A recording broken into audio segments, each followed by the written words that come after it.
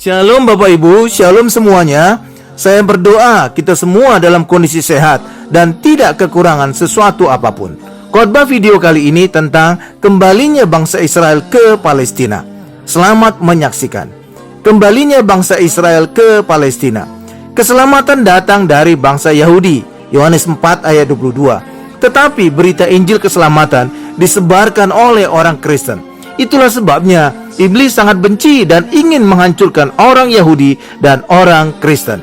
Orang Kristen ada di dalam Yesus dan dalam perlindungan Yesus, maka bebas dari mara bahaya. Sedangkan orang Yahudi karena menolak perlindungan Yesus, Matius 3 ayat 37, maka selama berabad-abad orang Yahudi mengalami aniaya dari berbagai bangsa. Saat Tuhan Yesus akan divonis disalib, terjadi dua hal yang ironis. Ketika Pilatus melihat bahwa segala usaha akan sia-sia, malah sudah mulai timbul kekacauan, ia mengambil air dan membasuh tangannya di hadapan orang banyak dan berkata, "Aku tidak bersalah terhadap darah orang ini. Itu urusan kamu sendiri." Dan seluruh rakyat itu menjawab, "Biarlah darahnya ditanggungkan atas kami dan atas anak-anak kami." Matius 27 ayat 24 sampai dengan 25. Pada perjanjian lama, firman Allah, "Apabila di tanah yang diberikan Tuhan Allahmu kepadamu untuk menjadi milikmu, terdapat seorang yang mati terbunuh di padang, dengan tidak diketahui siapa yang membunuhnya, dan semua tua-tua dari kota yang paling dekat dengan tempat orang yang terbunuh itu, haruslah membasuh tangannya di atas lembu muda yang batang lehernya dipatahkan di lembah itu. Dan mereka harus memberi pernyataan dengan mengatakan, 'Tangan kami tidak mencurahkan darah ini dan mata kami tidak melihatnya.'" Ulangan 21 ayat 1 dan ayat 6 sampai dengan ayat 7. Ayat ini tentang kematian Tuhan Yesus yang disalibkan di Bukit Golgota. Saat itu Golgota dianggap padang gurun di luar dari kota Yerusalem, sehingga menjadi kota yang terdekat. Mengacu pada ayat ini, Pontius Pilatus justru mengerti membasuh tangannya untuk bebas dari kesalahan atas kematian Yesus. Sebaliknya, seluruh orang Yahudi siap menanggung kesalahan kematian Yesus atas mereka dan anak-anak mereka. Ini kesalahan yang fatal dan tindakan yang sangat bodoh. Akibatnya, selama berabad-abad orang Yahudi kena kutuk dan teraniaya di seluruh dunia, sehingga dengan berbagai alasan dibenci oleh banyak bangsa di dunia. Penderitaan yang lebih besar dialami oleh orang Israel sekitar 40 tahun setelah Tuhan Yesus naik ke surga. Setelah Yerusalem dikepung selama berbulan-bulan, terjadi kelaparan hebat, sehingga peristiwa di perjanjian lama terulang kembali. Ibu-ibu saling memakan anaknya sendiri. Pada tanggal 5 Agustus tahun 70, kira-kira jam 3 sore, tentara Romawi yang dipimpin oleh Jenderal Titus membakar dan menghancurkan kota Yerusalem dan Bait Allah. Semula Jenderal Titus melarang tentaranya membakar Bait Allah, tetapi ada anak buahnya yang melemparkan obor. Terjadi kebakaran hebat sehingga seluruh bangunan Bait Allah hancur. Ketika tentara-tentara tahu Bait Allah punya banyak peralatan dari emas, mereka kembali untuk mengambilnya. Ternyata emas-emas itu sudah meleleh ke celah-celah batu. Maka mereka kemudian mencongkeli batu-batu itu untuk mendapatkan emas. Saat itu tergenapi nubuat dari Tuhan Yesus, "Aku berkata kepadamu, sesungguhnya tidak satu batu pun di sini akan dibiarkan terletak di atas batu yang lain. Semuanya akan diruntuhkan." Matius 24 ayat 2. Banyak orang Israel mati dibunuh, yang masih hidup dibawa ke dalam pembuangan. Sejak saat itulah bangsa Israel terdiaspora ke seluruh dunia. Flavius Josephus yang hidup pada tahun 37 sampai tahun 100, sejarawan Yahudi abad pertama, warga negara Romawi, mencatat penghancuran Yerusalem pada tahun 70. Dia menulis, tidak ada seorang pun orang Kristen yang mati saat peristiwa ini. Hal ini dikarenakan mereka percaya kepada perkataan Yesus yang menyuruh mereka lari ketika tentara mengepung Yerusalem. Lukas 21 ayat 20 sampai dengan 21. Sebenarnya sebelum tahun 70, saat Yerusalem dan Bait Allah dihancurkan, orang Israel sudah terdiaspora ke seluruh dunia. Buktinya, pada saat Pentakosta, Orang Israel dari berbagai bangsa hadir dan mendengarkan murid-murid berbicara dalam bahasa-bahasa lain. Bagaimana mungkin kita masing-masing mendengar mereka berkata-kata dalam bahasa kita sendiri, yaitu bahasa yang kita pakai di negeri asal kita? Kita orang Partia, Media, Elam, penduduk Mesopotamia, Yudea dan Kapadokia, Pontus dan Asia, Frigia dan Pamfilia, Mesir dan daerah-daerah Libya yang berdekatan dengan Kirene. Pendatang dari Roma, baik orang Yahudi maupun penganut agama Yahudi, orang Kreta dan orang Arab. Kita mendengar mereka berkata-kata dalam bahasa kita sendiri tentang perbuatan-perbuatan besar yang dilakukan Allah. Kisah Para Rasul 2 ayat 8 sampai dengan 11. Mereka mungkin ada di negara-negara di luar Israel itu karena tidak ikut keluar dari Mesir saat bangsa Israel keluar dari Mesir yang dipimpin oleh Musa. Saat Yusuf dan Maria membawa Tuhan Yesus mengungsi ke Mesir, bisa saja mereka datang ke tempat orang-orang Yahudi di Mesir. Mungkin juga ketika orang Israel kembali dari pembuangan di Babel, mereka tidak ikut pulang ke Israel. Dari Persia, mungkin ada di antara mereka keturunan Esther yang menikah dengan Raja Ahasuerus. Mungkin ada yang migrasi dengan sendirinya, serta banyak penyebab lainnya. Tetapi paling banyak terjadi diaspora ketika Yerusalem dan Bait Allah dihancurkan pada tahun 70. Tuhan Yesus menubuatkan diaspora ini ketika bangsa Israel menolak perlindungan Tuhan Yesus. Lihatlah, rumahmu ini akan ditinggalkan dan menjadi sunyi. Matius 3 ayat 38. Yerusalem ditinggalkan orang Israel sejak tahun 70 sampai mereka kembali ke Israel dan memproklamasikan kemerdekaan pada tanggal 14 Mei 1948. Orang Israel kembali menduduki Yerusalem setelah perang tahun 1967. Ada sekitar waktu 1897 tahun Yerusalem ditinggalkan oleh orang Israel. Ada 3 alasan orang Israel kembali ke Palestina dari diaspora ke seluruh dunia. 2 alasan berdasarkan alasan teologis yang dituliskan pada Alkitab, dan 1 alasan karena kondisi memaksa mereka. Alasan pertama, ketika Tuhan Yesus naik ke sorga, 2 malaikat menubuatkan kedatangan Tuhan Yesus yang kedua. Hai orang-orang Galilea, mengapakah kamu berdiri melihat ke langit? Yesus ini yang terangkat ke surga meninggalkan kamu akan datang kembali dengan cara yang sama seperti kamu melihat dia naik ke surga. Kisah Para Rasul 1 ayat 11. Jadi Tuhan Yesus akan datang kembali dengan cara yang sama seperti dia naik ke surga. Tuhan Yesus naik ke surga di Bukit Zaitun, maka nanti kedatangan Tuhan Yesus yang kedua turun di Bukit Zaitun. Kedatangan Tuhan Yesus yang kedua ini bersamaan dengan menyelamatkan bangsa Israel dari pengepungan banyak negara yang ingin menghancurkan mereka. Zakaria telah menubuatkan ini. Aku akan mengumpulkan segala bangsa untuk memerangi Yerusalem. Kota itu akan direbut, rumah-rumah akan dirampoki, dan perempuan-perempuan akan ditiduri. Setengah dari penduduk kota itu harus pergi ke dalam pembuangan, tetapi selebihnya dari bangsa itu tidak akan dilenyapkan dari kota itu. Kemudian Tuhan akan maju berperang melawan bangsa-bangsa itu seperti ia berperang pada hari pertempuran. Pada waktu itu kakinya akan berjejak di Bukit Zaitun yang terletak di depan Yerusalem di sebelah timur. Bukit itu akan terbelah 2 dari timur ke barat sehingga terjadi suatu lembah yang sangat besar. Setengah dari bukit itu akan bergeser ke utara dan setengah lagi ke selatan. Maka tertutuplah lembah gunung-gunungku, sebab lembah gunung itu akan menyentuh sisinya. Dan kamu akan melarikan diri seperti kamu pernah melarikan diri oleh karena gempa bumi pada zaman Uzia, Raja Yehuda. Lalu Tuhan Allahku akan datang dan semua orang kudus bersama-sama dia. Zakaria 14 ayat 2 sampai dengan 5. Pada saat kedatangan kedua Tuhan Yesus inilah orang-orang Israel akan percaya Tuhan Yesus dan berkata, diberkatilah dia yang datang dalam nama Tuhan. Matius 3 ayat 39. Ketika Tuhan Yesus naik ke sorga, murid-muridnya yang orang-orang Galilea menyaksikannya. Maka nanti pada kedatangan Tuhan Yesus yang kedua, orang-orang Galilea juga yang akan menyaksikan kedatangannya. Itulah sebabnya pada akhir zaman menjelang kedatangan Tuhan Yesus yang kedua, orang-orang Galilea, orang-orang Israel harus dikembalikan ke Palestina, ke tanah perjanjian. Klausa orang-orang Galilea mengacu kepada orang-orang Israel, bukan orang Kristen atau gereja.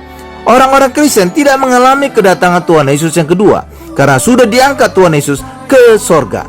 Tuhan Yesus datang kedua kali untuk menyelamatkan orang Israel yang sedang dikepung oleh bangsa-bangsa di dunia. Orang-orang Kristen justru datang bersama-sama dengan Tuhan Yesus dari sorga, karena kitalah yang dimaksud dengan orang-orang kudus yang menyertai kedatangan Tuhan Yesus yang kedua. Zakaria 14 ayat 2 sampai dengan 5. Alasan kedua, Tuhan Allah telah menubuatkan bangsa Israel yang telah mati akan dihidupkan kembali dan membawanya kembali ke tanah Israel, yaitu tanah Palestina. Lalu aku bernubuat seperti diperintahkan kepadaku, dan segera sesudah aku bernubuat, kedengaranlah suara, sungguh suatu suara berderak-derak, dan tulang-tulang itu bertemu satu sama lain. Sedang aku mengamat-amatinya, lihat, urat-urat ada dan daging tumbuh padanya. Kemudian kulit menutupinya, tetapi mereka belum bernafas.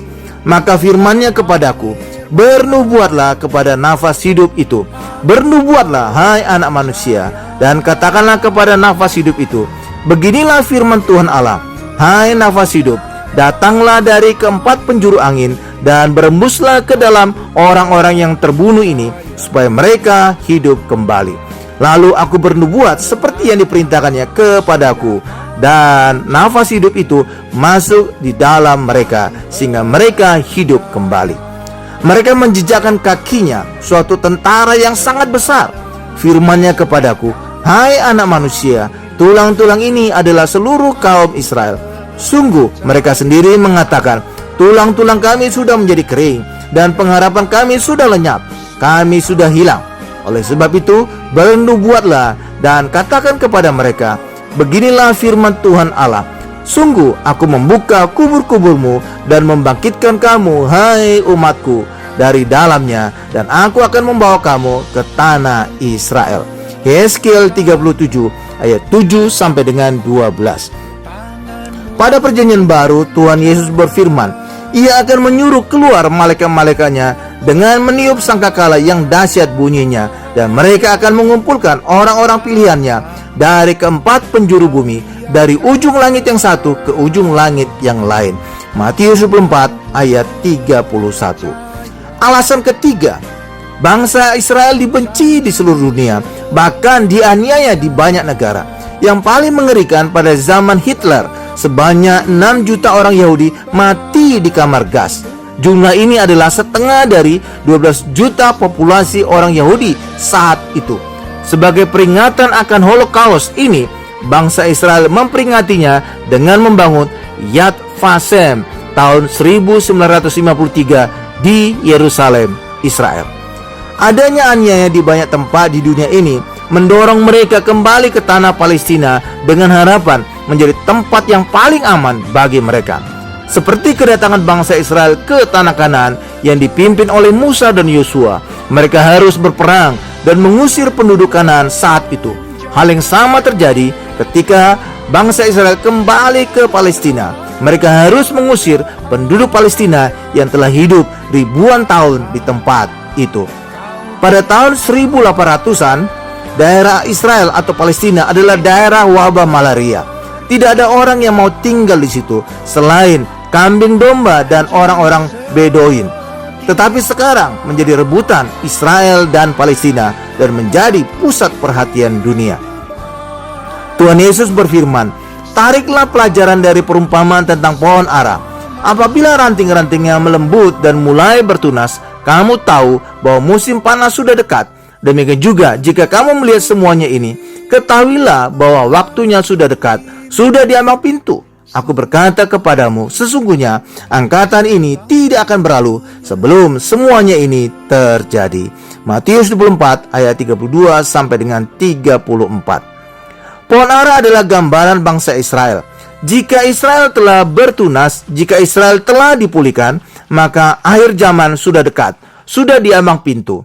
Sesungguhnya angkatan ini tidak akan berlalu. Ini berbicara tentang generasi kita, generasi yang melihat Israel dipulihkan, melihat Israel merdeka pada tanggal 14 Mei 1948, akan juga melihat akhir zaman datang. Kedatangan kedua Tuhan Yesus sudah dekat untuk menyelamatkan bangsa Israel dari pengepungan dan penghancuran segala bangsa di seluruh dunia. Tetapi sebelum kedatangan Tuhan Yesus yang kedua, orang Kristen diangkat lebih dulu di awan-awan permai agar terhindar dari kedatangan antikris dan tribulation atau kesusahan besar. Orang Israel mengalami tribulation 2 kali, yaitu pada tahun 70 pada saat Yerusalem dan Bait Allah dihancurkan oleh tentara Romawi, dan nanti pada akhir zaman. Orang Kristen justru terhindar dari kedua tribulation ini. Pada tribulation yang pertama yang terjadi pada tahun 70, semua orang Kristen telah lari karena mengikuti anjuran Tuhan Yesus untuk lari ketika tentara datang. Pada tribulation yang kedua, orang Kristen telah diangkat Tuhan Yesus ke surga di awan-awan permai. Allah menggunakan perang dunia pertama dan kedua untuk mengembalikan orang Israel yang telah terdiaspora ke seluruh dunia untuk kembali ke tanah Palestina atau tanah perjanjian. Pada perang dunia pertama tahun 1914, Turki kalah dari lawan-lawan mereka. Maka tanah Palestina diserahkan Turki kepada Inggris. Saat itu Jenderal Allenby masuk ke Yerusalem dengan berjalan kaki dan turun dari kudanya. Atas peristiwa ini, jembatan yang menghubungkan Israel dan Yordania sempat dinamakan Jembatan Allenby. Tetapi setelah meninggalnya Raja Hussein dari Yordania, jembatan itu dinamakan King Hussein. Ketika itu Jenderal Allenby mengundang orang-orang Israel dari seluruh dunia untuk kembali ke tanah Palestina. Tetapi orang-orang Israel tidak mau karena mereka telah makmur dan hidup enak di negara-negara di luar Israel. Hanya sedikit yang merespon. Tetapi pada Perang Dunia Kedua, pada masa Nazi Jerman, orang Israel mengalami pembunuhan atau Holocaust yang menewaskan 6 juta orang Yahudi.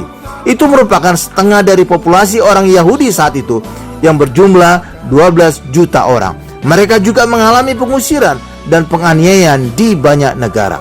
Akhirnya mereka berpikir tempat yang paling aman bagi orang Israel adalah di tanah perjanjian, yaitu tanah Palestina. Sejak itulah terjadi eksodus besar-besaran dari orang Israel di seluruh dunia kembali ke tanah Palestina. Apalagi saat itu Inggris yang menang perang dan beroleh pampasan perang dari Turki dengan deklarasi Balfour menyerahkan tanah Palestina sebagai tanah air bagi bangsa Yahudi. Penduduk setempat protes sehingga tahun 1937 keluarlah Komisi Lord Field yang menawarkan berdirinya 2 negara, Israel dan Palestina dengan damai. Tahun 1947 dikeluarkan lagi resolusi PBB 181 yang mengatakan solusi 2 negara dengan catatan Yerusalem Timur tidak boleh menjadi ibu kota dari Israel atau Palestina karena statusnya corpus separatum atau bagian yang terpisah di bawah hukum internasional. Kelak bangsa Israel menetapkan ibu kotanya Tel Aviv, sedangkan Palestina ibu kotanya Ramallah. Saat status kosong dan masih di bawah mandat Inggris karena belum ada kesepakatan internasional karena Palestina masih menolak solusi 2 negara, maka berdasarkan deklarasi Balfour, orang Israel memproklamirkan kemerdekaan pada tanggal 14 Mei 1948. Akibat proklamasi ini, negara-negara Arab mengeroyok negara Israel yang baru berdiri ini, diantaranya Lebanon, Suriah, Irak, Yordan, Mesir, dan Arab Saudi. Negara-negara ini tidak semuanya Islam, karena Lebanon mayoritas agama Kristen. Jadi, ini bukan perang agama. Ternyata ke-6 negara Arab ini termasuk Palestina dikalahkan oleh Israel. Banyak pengamat militer heran karena negara Israel yang kecil dan baru merdeka ini bisa mengalahkan 6 negara raksasa di Arab. Oleh kemenangan ini, negara Israel bertambah besar wilayahnya 50% lebih dari yang semula ditentukan pada resolusi PBB 181. Ini bukan pencaplokan wilayah, tetapi hasil menang perang, pampasan perang. Seperti juga Turki memberikan tanah Palestina kepada Inggris yang menang perang. Disusul lagi perang 6 hari pada tahun 1967. Terakhir perang Yom Kippur pada tahun 1973. Yang menarik, saat hari raya Yom Kippur sebenarnya bangsa Israel tidak boleh berperang. Ternyata bangsa Israel bisa menang perang.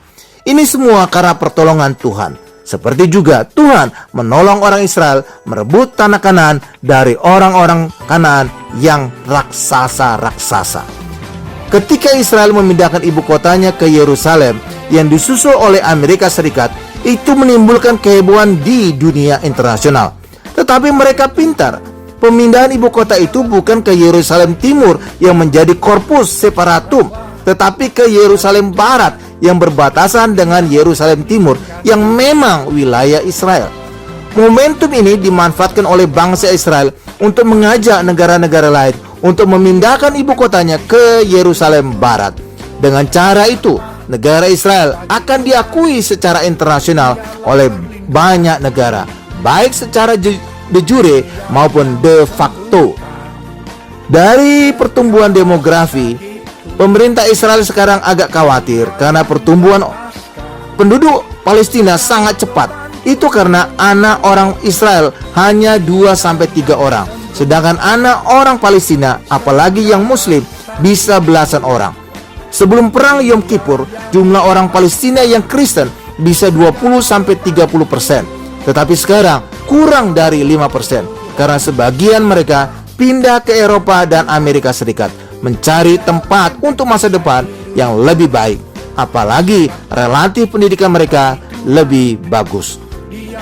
Dahulu kota Nazaret, penduduk Palestina Kristen lebih banyak dari yang Muslim, tetapi sekarang sama 50%-50%. Kota Bethlehem sekarang penduduk Palestina Kristen kurang dari 5%, padahal dahulu tidak demikian. Melihat kondisi ini, pemerintah Israel dan orang Katolik Ordo Fransiskan melakukan langkah-langkah. Pemerintah Israel melakukan strategi taklid, yaitu mengundang keturunan Israel yang ada di luar negeri. Jika mereka mempunyai DNA Israel, mereka bisa menjadi warga negara Israel.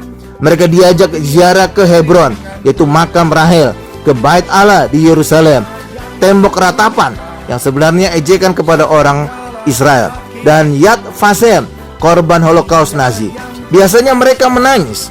Saat itulah mereka disodori formulir untuk menjadi warga negara Israel.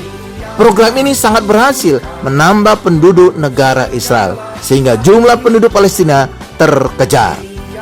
Juga pemerintah Israel menyediakan apartemen murah untuk orang-orang Israel pendatang. Orang Katolik Ordo Fransiskan juga melakukan strategi yang hampir mirip untuk meningkatkan jumlah orang Kristen Palestina yang semakin sedikit di Israel dengan menyediakan apartemen-apartemen yang lebih murah lagi. Mereka berkata, orang Kristen telah bertumbuh di seluruh dunia, maka mereka ingin orang Kristen jangan sampai hilang di Israel, tetapi ikut juga bertumbuh. Ordo Fransiskan banyak memiliki tanah di Israel, bahkan mereka sudah mempunyai banyak tanah sebelum negara Israel merdeka. Orang Israel yang terdiaspora ada di negara-negara barat dan juga di negara-negara timur. Negara-negara timur seperti Madinah, Yaman, Mesir, dan India. Orang Israel dari Eropa disebut Ashkenazim dengan dialek Eropa Barat. Mereka banyak menjadi pemimpin-pemimpin di Israel. Sephardim berasal dari Eropa Timur dan Spanyol. Misraim berasal dari Yaman dan Mesir. Mayoritas agama orang Israel adalah Yudaisme, kedua Islam, ketiga Kristen. Jadi orang Kristen minoritas di Israel. Karena itu salah anggapan banyak orang Indonesia bahwa orang Israel mayoritas beragama Kristen. Sebaliknya, banyak orang Israel yang beragama Islam. Banyak orang Palestina beragama Kristen. Bahkan tempat-tempat suci agama Kristen banyak terdapat di daerah-daerah Palestina seperti Bethlehem, Nazaret, dan lain-lain. Istri pemimpin Palestina, Yasser Arafat almarhum, adalah orang Kristen. Ketika merayakan Natal di gereja Nativity Bethlehem, Yasser Arafat selalu menemani istrinya. Pada masa Presiden Mesir Anwar Sadat, negara Israel mengembalikan sebagian daerah yang mereka rampas saat perang. kepada Mesir lewat perjanjian di Camp David, Amerika Serikat. Demikian juga kepada negara Yordania, dikembalikan banyak daerah mereka yang dirampas oleh bangsa Israel saat perang. Hasilnya, bangsa Israel bersahabat dengan Mesir dan Yordania. Israel dan Arab Saudi tidak memiliki hubungan diplomatik resmi, tetapi ada kerjasama intelijen dan diplomasi di balik layar antara kedua negara. Demikianlah khotbah video tentang kembalinya bangsa Israel ke Palestina. Semoga khotbah video ini menambah pengetahuan dan meningkatkan iman Bapak Ibu kepada Tuhan Yesus. Tuhan Yesus memberkati.